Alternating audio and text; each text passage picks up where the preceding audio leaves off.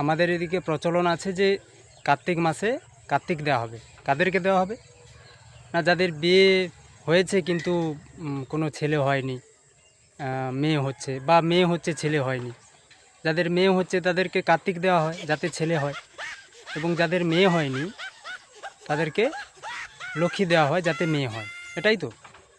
আর এখন চালু হয়ে গেছে বিয়ে হয়েছে সঙ্গে সঙ্গে দিয়ে দিয়েছে, ওটা তো তাও ঠিক আছে।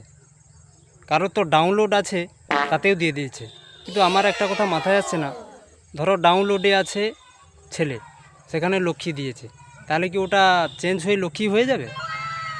তো এটাই আমার ভাবনার বিষয়, মানে জানার প্রচুর ইচ্ছা।